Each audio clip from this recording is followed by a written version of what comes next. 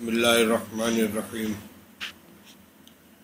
الحمد للہ رب العالمین والصلاة والسلام علی سید الانبیاء والمرسلین سیدنا و نبینا و مولانا محمد وعلی آلہ واصحابہ اجمعین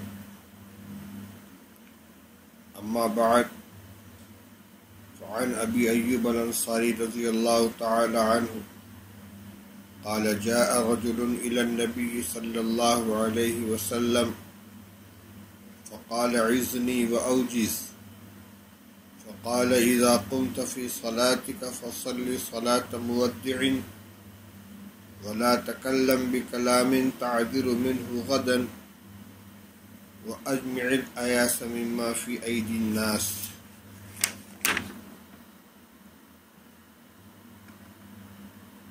رواہ احمد. بزرگان محترم عزیزوں اور بھائیوں، جی چاہتا ہے کہ آج کی مجلس میں حضرت نبی کریم صلی اللہ علیہ وسلم کی ایک مختصر اور جامع نصیحت آپ کے سامنے پیش کروں. اللہ تعالی مجھے بھی اس پر عمل کرنے کی توفیق عطا فرمائے اور آپ سب حضرات کو بھی. انداز بڑا پیارا ہے.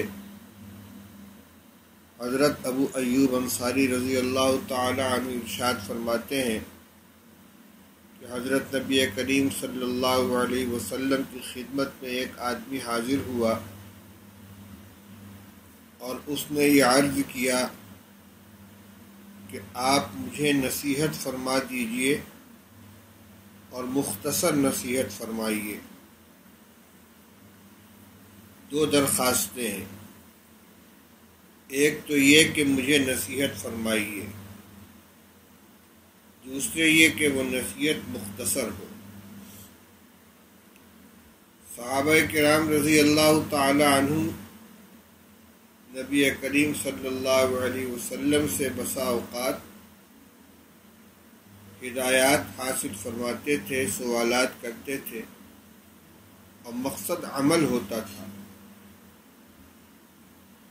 اس لیے نصیحت کی درخواست کے ساتھ اختصار کی بھی درخواست کی گئی تاکہ بات کو یاد رکھنا، ذہن میں محفوظ رکھنا بھی آسان ہو اور ان پر عمل کرنا بھی آسان ہو.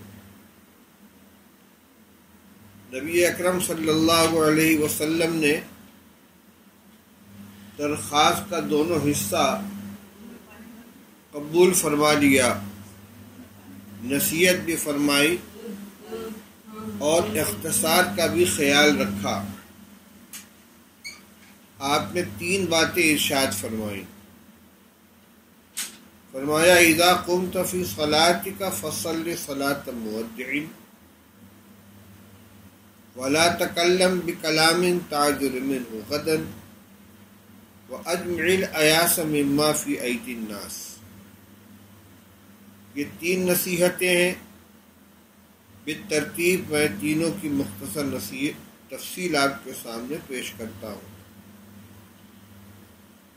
پہلی بات یہ فرمائی کہ جب تم اپنی نماز کے لیے کھڑے ہو تو رخصت کرنے والے کی نماز ادا کرو. مودع دوسرے کو رخصت کرنے والا. جب کوئی شخص کہیں سفر پہ روانہ ہوتا ہے تو جانے والا مقامی لوگوں سے رخصت ہوتا ہے، مقامی لوگ جانے والے کو رخصت کرتے ہیں. دونوں طرف سے ایک دوسرے کو رخصت کرنے کا عمل پایا جاتا ہے. اور نبی کریم صلی اللہ علیہ وسلم جب سفر سے تشریف لاتے تھے تو مقام ثنیۃ الوداع پر مدینہ کے لوگ استقبال کرتے تھے. وہ ایک گھاٹی تھی جہاں باہر سے آنے والوں کا استقبال کیا جاتا تھا، باہر جانے والوں کو وہاں سے رخصت کیا جاتا تھا. اسی موقع کی وہ نظم ہے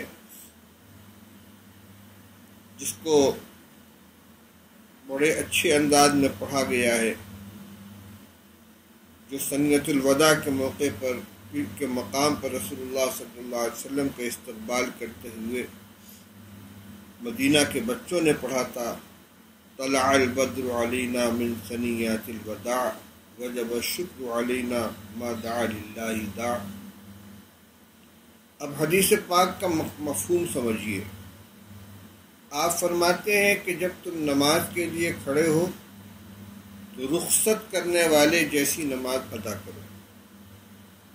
شارحین حدیث نے اس جملے کا دو معنی بیان فرمایا ہے اور دونوں مطلوب ہے۔ ایک تو یہ کہ جب نماز کے لیے مسجد میں آؤ تو ساری چیزوں سے جدا ہو کر، ساری چیزوں کو رخصت کر کے، سارے مشاغل، ساری دلچسپیاں، سارے خیالات، تمام وہ چیزیں کہ جو ذہن اور دماغ کو اپنی طرف متوجہ کرنے والی ہیں، ان سے فارغ ہو کر، یکسو ہو کر مسجد میں آؤ۔ یا گھر میں بھی نماز ادا کرنی ہو تو نماز سے پہلے ان تمام چیزوں سے فارغ ہو جاؤ، تاکہ جتنی دیر نماز کے اندر مشغولیت ہو، کوئی دوسرا خیال، کوئی دوسرا تقاضا دوسری طرف متوجہ نہ کرنے پائے۔ اسی لیے احادیث سے معلوم ہوتا ہے کہ رسول اللہ صلی اللہ علیہ وسلم نے استنجا کے شدید تقاضے کی حالت میں نماز پڑھنے سے منع فرمایا۔ پیشاب کا تقاضا ہو اور خانے کا تقاضا ہو، تو اگر تقاضا ایسا ہے کہ نماز کے دوران اس کی طرف توجہ ہو سکتی ہے تو پہلے اپنی ضرورت سے فارغ ہو کر اس کے بعد نماز شروع کی جائے۔ اسی طرح اگر شدید بھوک کا تقاضا ہے تو رسول اللہ صلی اللہ علیہ وسلم ارشاد فرماتے ہیں کہ اگر کھانا رکھ دیا جائے اور نماز کی اقامت ہو تو پہلے کھانا کھا لو، تاکہ نماز کی حالت میں بھوک کی شدت کی وجہ سے بے توجہی نہ پیدا ہو۔ اسی طرح ایک حدیث میں فرمایا گیا کہ نماز کے وقت اگر نیند کا غلبہ ہو تو پہلے اپنی نیند کی ضرورت پوری کر لو۔ اس حال میں نماز نہ پڑھو کہ زبان سے نکلنے والی دعا ہے یا بد دعا اس کا بھی پتہ نہ چلے، تم دعا کرنا چاہو اور بد دعا کے الفاظ زبان سے نکلے۔ یہ کھانا، پینا، سونا، استنجا کرنا، یہ جسمانی تقاضے ہیں۔ یہ تقاضے اگر اس درجے میں ہیں کہ ان کی وجہ سے قلب متوجہ ہوگا، نماز کی طرف سے دھیان ہٹے گا، تو اس حالت میں نماز پڑھنے سے منع کیا گیا۔ اسی کے ساتھ ساتھ اور دوسری چیزیں کہ جو دھیان بانٹنے والی ہیں ان سے بھی فارغ ہو کر آنا چاہیے۔ مثال کے طور پر کوئی تاجر ہے دکان پہ بیٹھنے والا، نماز کا وقت ہوا تو دکان بند کر کے آئے یا ایسا انتظام کر کے آئے کہ نماز کے دوران دھیان اس طرف نہ جائے کہ میں دکان کھلی چھوڑ کر چلا آیا ہوں، چھوٹے بچے کو بیٹھا کر آ گیا ہوں، کہیں کوئی سامان چوری نہ ہو جائے، کوئی حادثہ نہ ہو جائے۔ ایسے ہی مسجد کے دروازے پر گاڑی کھڑی کر دی، اس کو لاک نہیں کیا اور مسجد میں داخل ہو گئے۔ نیا جوتا چپل دروازے کے اوپر چھوڑ دیا، یا کوئی قیمتی سامان لے کر آئے ہیں اپنے ساتھ مسجد میں، بازار کی مسجد ہے، سامان خریدا، مسجد میں آ گئے نماز کے وقت اور ایسی جگہ رکھ دیا کہ جہاں سے غائب ہو جانے کا اندیشہ ہے۔ یہ سب حالات کے اعتبار سے مثالیں دے رہا ہوں۔ ان تمام چیزوں کو رخصت کر کے ان سے فارغ ہو کر مسجد میں آؤ، تاکہ جتنی دیر نماز کے اندر مشغول ہو ہمتاً اللہ کی طرف توجہ ہو، نماز کی طرف توجہ ہو، دوسری چیزوں کی طرف ذہن نہ جائے۔ اذا قمت فی صلاتک فصل صلاۃ مودع، ساری چیزوں سے رخصت ہو کر اور ساری چیزوں کو رخصت کر کے نماز کے لیے کھڑے۔ ایک معنی تو یہ ہے، اور یہ مطلوب ہے، مقصود ہے۔ میں نے روایتیں آپ کے سامنے پیش کی کہ مختلف چیزوں سے رسول اللہ صلی اللہ علیہ وسلم نے منع فرمایا۔ نیند کے عالم میں نماز نہ پڑھو، بھوک کے عالم میں نماز شروع نہ کرو، استنجا کے تقاضے کی حالت میں نماز شروع نہ کرو۔ ان سب کو اکٹھا کر لینے سے، جمع کر لینے سے مشترک مفہوم یہ نکلتا ہے کہ کوئی ایسا تقاضا جسمانی یا ذہنی کہ جس کی وجہ سے ذہن و دماغ دوسری طرف متوجہ ہو، ان سے فارغ ہوئے بغیر نماز کی طرف نماز میں داخل نہیں ہونا چاہیے۔ دوسرا ایک معنی اور ہے، اذا قمت فی صلاتک فصل صلاۃ مودع، نماز کے لیے کھڑے ہو تو ایسی نماز ادا کرو جیسے تم دنیا سے رخصت ہونے والے ہو، دنیا سے جانے والے ہو، اور یہ زندگی کی آخری نماز ادا کر رہے ہو۔ بالفرض کسی شخص کی موت کا فیصلہ ہو جائے اور اس سے یہ کہا جائے کہ تمہاری آخری تمنا کیا ہے، اور وہ ایمان والا بندہ ہو، اور صحابی رسول حضرت خبیب رضی اللہ تعالی عنہ کی سنت کو زندہ کرنے کے لیے وہ یوں کہے کہ مجھے 2 رکعت نماز ادا کر لینے کا موقع دو۔ بظاہر اس کو یہ معلوم ہے کہ اس 2 رکعت نماز کے بعد میری زندگی کا خاتمہ ہو جائے گا اور مجھے اس دنیا میں اپنے پروردگار کی عبادت کا دوسرا موقع نہیں ملے گا، تو وہ صاحب ایمان یہ 2 رکعت نماز کتنی توجہ اللہ کی طرف، کتنے دھیان اور اپنے قلب و دماغ کو اللہ کی طرف متوجہ کر کے کس درجے کی نماز ادا کرے گا۔ نبی کریم صلی اللہ علیہ وسلم ارشاد فرماتے ہیں کہ تم جب بھی نماز کے لیے کھڑے ہو تو ہمتاً اس طرح نماز کی طرف متوجہ ہو جاؤ کہ جیسے دنیا سے تم کو رخصت ہونا ہے اور یہ تمہاری زندگی کی آخری نماز ہے۔ مودع کا یہ معنی بھی آتا ہے، چنانچہ حدیث میں ایک روایت ہے کہ رسول اللہ صلی اللہ علیہ وسلم نے ایک مرتبہ نماز کے بعد وعظ فرمایا، جس کے بارے میں صحابہ کہتے ہیں کہ وجلت منہ القلوب وذرفت منہ العیون، کہ آپ کے اس وعظ کی وجہ سے ہمارے دل کانپ اٹھے اور ہماری آنکھوں سے آنسو بہنے لگے۔ پھر ہم نے کہا یا رسول اللہ، آپ کا یہ خطبہ، آپ کا یہ وعظ مودع کا وعظ ہے، رخصت کرنے والے کا، یعنی ایسا لگتا ہے جیسے آپ دنیا سے رخصت ہو رہے ہوں اور آخری نصیحت فرما رہے ہوں۔ تو مودع کا ایک معنی یہ بھی ہوتا ہے۔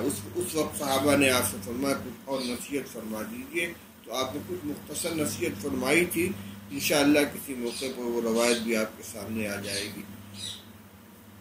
مقصد یہ ہے کہ نماز میں یہ بھی مطلوب ہے کہ پوری دلچسپی، پوری دل جمعی کے ساتھ اللہ کی طرف متوجہ ہو کر گویا زندگی کی آخری نماز اس طرح سے نماز ادا کرو۔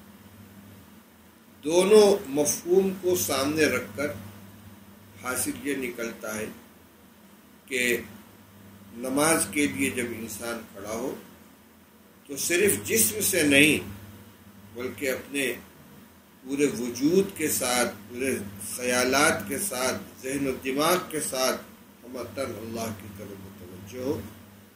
کوشش کرے کہ کوئی ایسی چیز مانع موجود نہ ہو جو اس کی توجہ کو دوسری طرف پھیرنے والی ہو۔ ایک نصیحت رسول اللہ صلی اللہ علیہ وسلم نے یہ فرمائی، دوسری نصیحت یہ فرمائی وَلَا تَكَلَّمْ بِكَلَامٍ تَعْذِرُ مِنْهُ غَدًا، ایسی کوئی بات نہ بولو کہ جس سے کل کو معذرت کرنی پڑے۔ زبان سے کوئی ایسی بات نہ نکالو کہ جس سے معذرت کرنی پڑے کہ غلطی ہو گئی، میں معافی چاہتا ہوں، یا مجھے ایسا نہیں کہنا چاہیے تھا، اور آج کل کی زبان میں سوری بولنا پڑے، جو ایک فیشن ہو گیا ہے کہ کچھ بھی کر لو، کچھ بھی کہہ لو، اس کے بعد ساری بول دو، سب ختم۔ ایسا نہیں ہے۔ آپ فرماتے ہیں کہ بولنے سے پہلے سوچو کہ یہ بات کہنے کی ہے کہ نہیں، بول لینے کے بعد معذرت نہ کرنی پڑے، معافی نہ مانگنی پڑے، یہ نہ کہنا پڑے کہ میں اپنی بات واپس لیتا ہوں۔ بات واپس نہیں ہوتی، یہ صرف کہنے کی بات ہے۔ جو بات زبان سے نکل گئی وہ نکل گئی۔ یہ وہ تیر ہے جو کمان سے نکلنے کے بعد لوٹ کر نہیں آتا۔ اور بسا اوقات ایک لفظ اور ایک بات کا دل کے اوپر وہ زخم لگتا ہے کہ جو زندگی بھر نہیں بھرتا۔ چھری کا، تیر کا، تلوار کا تو زخم بھرا، لگا جو زخم زباں کا رہا ہمیشہ ہرا۔ چھری کا، تیر کا، تلوار کا جو زخم ہو وہ تو بھر جاتا ہے، لیکن زبان کا جو زخم دل کے اوپر لگتا ہے وہ زندگی بھر نہیں بھرتا، وہ کچوکے لگاتا رہتا ہے۔ جراحات السنان دہل تیام ولا یلتام ما جرح اللسان۔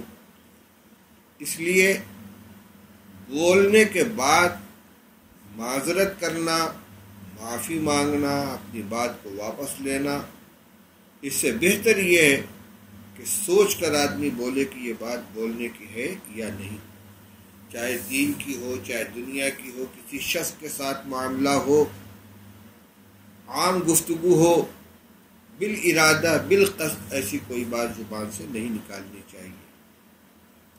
پھر تعذر منہ غدن کے اندر بھی دو معنی کی گنجائش ہے۔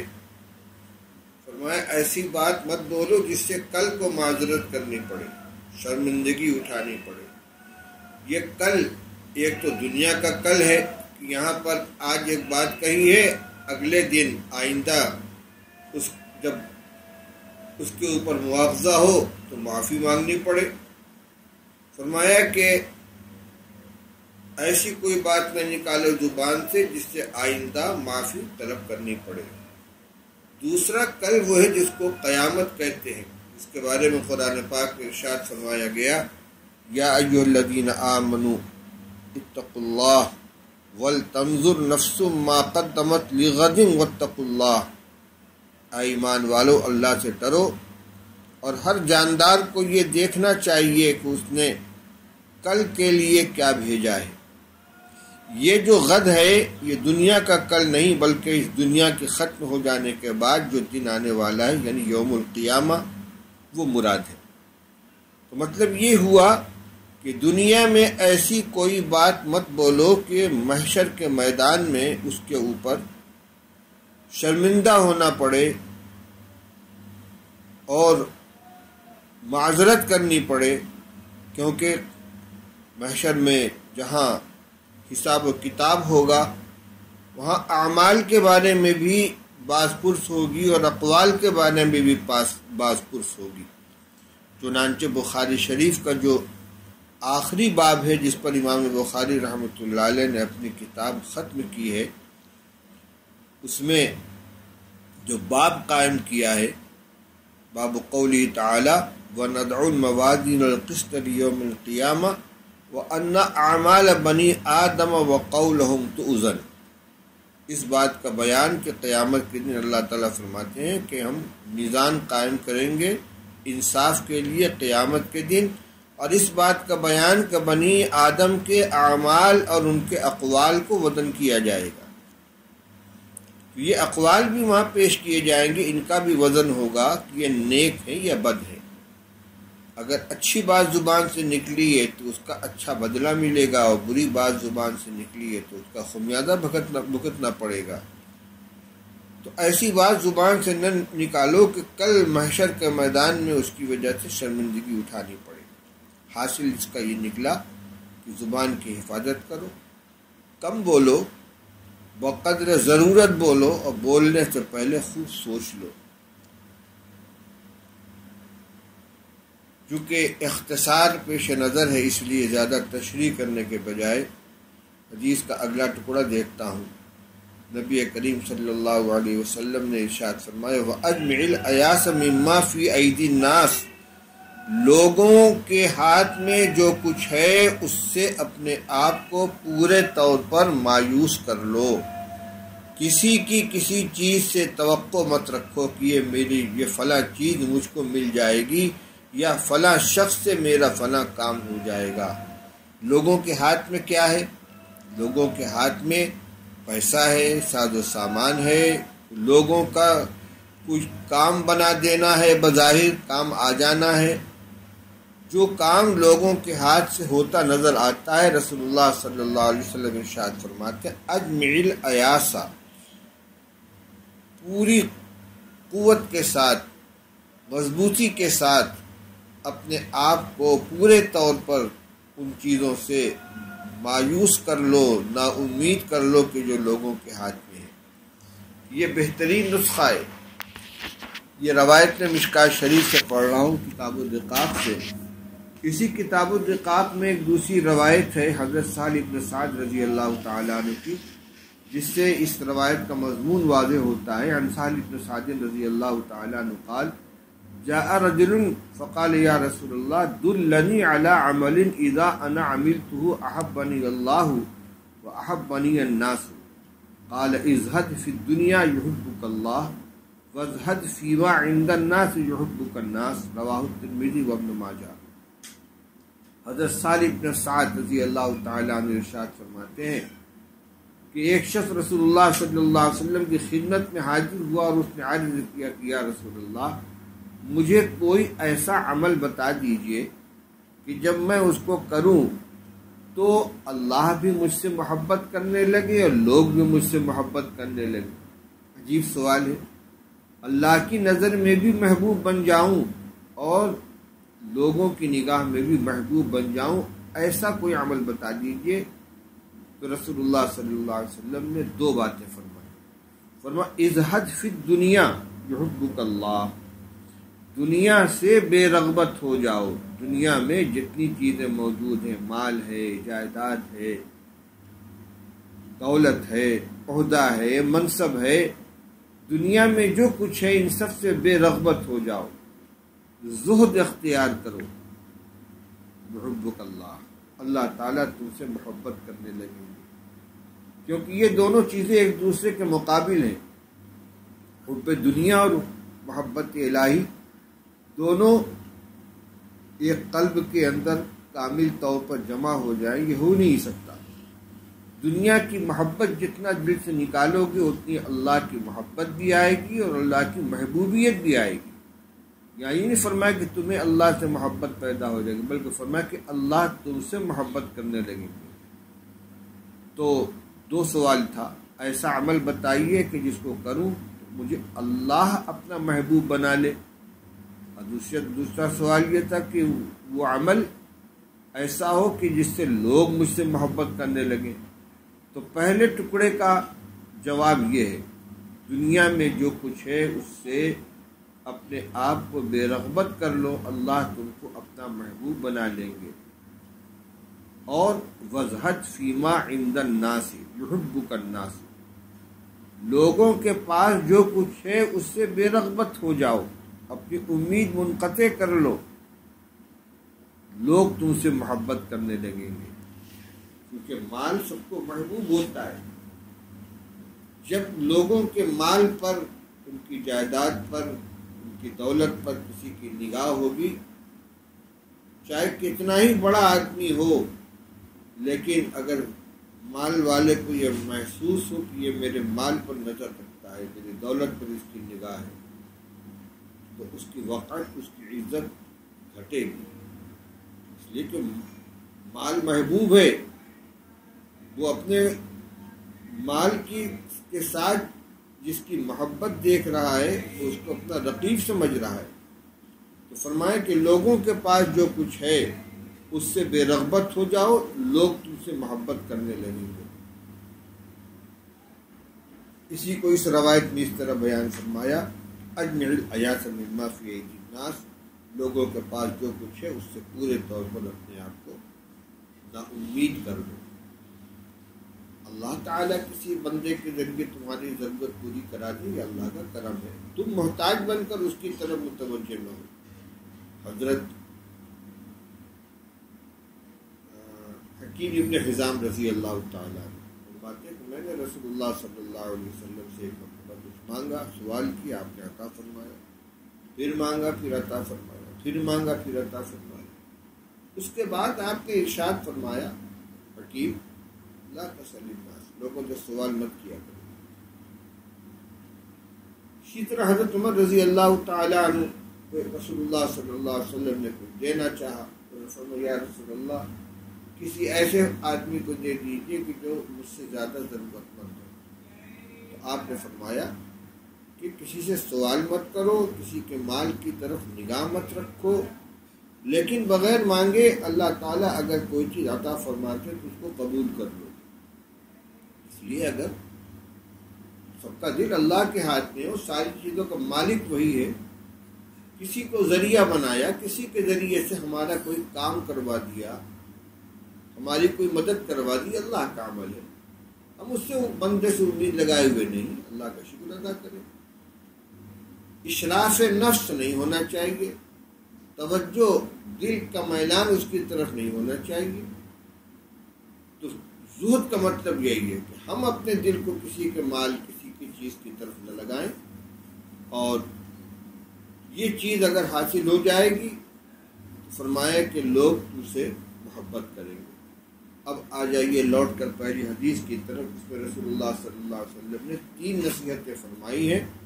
پہلی نصیحت یہ کہ نماز کے لیے جب کھڑے ہو تو ایسی نماز ادا کرو گویا زندگی کی آخری نماز ہے، اور یہ کہ تمام تقاضوں سے، تمام ایسی چیزوں سے اپنے کو فارغ کر کے آؤ جو نماز کے اندر تمہارے خیال کو، تمہاری توجہ کو اپنی طرف موڑنے والے۔